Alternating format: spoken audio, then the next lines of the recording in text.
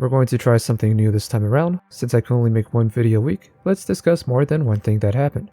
Hyperscape shuts down, Warzone 2 is announced, Respawn is developing 3 Star Wars games, and Recon Frontline is hosting their first closed beta. Let's recap the gaming news for the week. After 18 months, Ubisoft is closing down their fast-paced, free-to-play Battle Royale Hyperscape. Hyperscape had an interesting design and premise, having the map constantly change as the game progresses, which could lead to some very chaotic moments requiring players to adapt quickly. The game felt like a faster version of Apex Legends, with pickups and upgrades like a standard Battle Royale, but with a breakneck pace that was difficult to keep up. Although the game was unique, it was not an easy game to get into. It established a high skill ceiling, but failed to keep a large following. I honestly cannot tell you if there were ever any major updates that drastically changed the game from launch. Unlike any other Battle Royale, where there are constant changes and shifts in weapon balance, Hyperscape did not have any major game-changing announcements. Free-to-play games are a risky business, and unfortunately, Hyperscape is one of those games that fail to stand out. Perhaps if the game had some smaller game modes and not just a Battle Royale, it might have done better. For example, Apex Legends has or had a smaller 3v3 arena mode, which seemed to have done very well. I'm hoping we are seeing a change where it's more than just a Battle Royale that is released for free. As discussed before, Halo Infinite providing their multiplayer for free is a big deal. Only time will tell if other games will follow suit. Through a recent conference call, we got some more news about the future of Call of Duty. First, we know Modern Warfare 2 is being released this year. Along with the standard multiplayer, the game is also going to have a unique game mode that has been rumored to be like Escape from Tarkov, with gameplay features such as severely wounding enemies and losing gear if you fail the mission. We're still waiting for more detailed information on this mode and everything else the game would include. As reported by Tom Henderson, Modern Warfare 2 is in an alpha stage. We also got confirmation that Treyarch is working on the next Call of Duty after Modern Warfare 2. Last week we discussed that Activision may change their yearly release plan with the Call of Duty franchise, but for now it seems we might get another Call of Duty game in 2023. We'll have to wait and see just how long Infinity Ward will support Modern Warfare 2, if it is going to be just for 1 year or longer. And the biggest news yet is there is going to be a new Warzone game. Instead of building on the already established Warzone title, Warzone will be rebuilt and designed for the current generation hardware, leaving behind the PS4 and the Xbox One.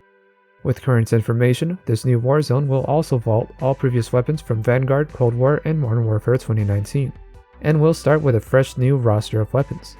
Warzone has been struggling since the Caldera map update, from the map itself being an issue to weapon exploits and numerous bugs and glitches, as well as hackers being able to fly cars. Warzone has never really been able to win players over for months now, so a washing of hands and restarting with a new version may be the only way to get past this current chapter of disaster.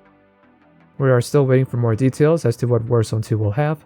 Most likely it will feature a new map, but I'm also hoping that we may see a ranked mode as well. No release dates were mentioned, so we'll have to see when this new iteration of Warzone will release, hopefully sooner rather than later. My best guess would be 6 months after the release of Modern Warfare 2.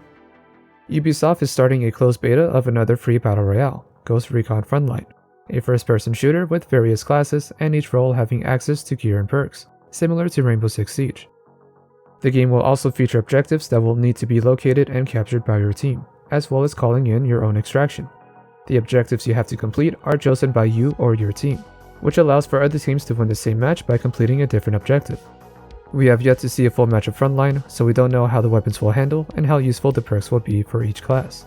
It should not be too long now before we get to see more about this game.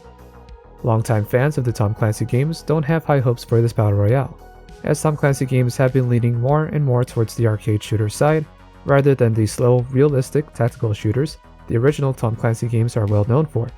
And with the shutdown of Hyperscape, another Ubisoft Battle Royale title, we can only hope more time and care is put into this one. For a while now, we know Respawn has been working on a new Star Wars game to be in the style of Jedi Fallen Order if it's not a direct sequel. However, Respawn is also working on 2 other Star Wars games.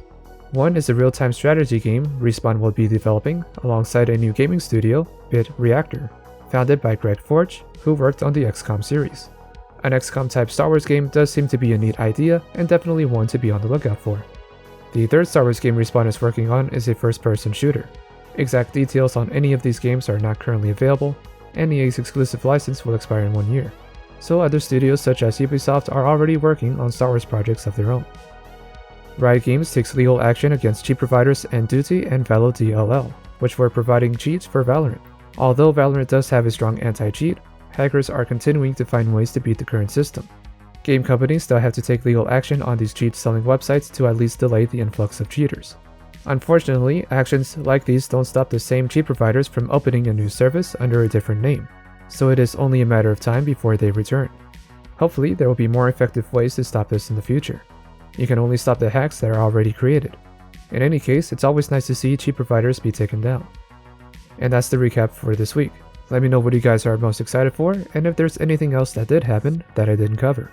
In the meantime, I am Mr. Rain, and I will see you in the next one.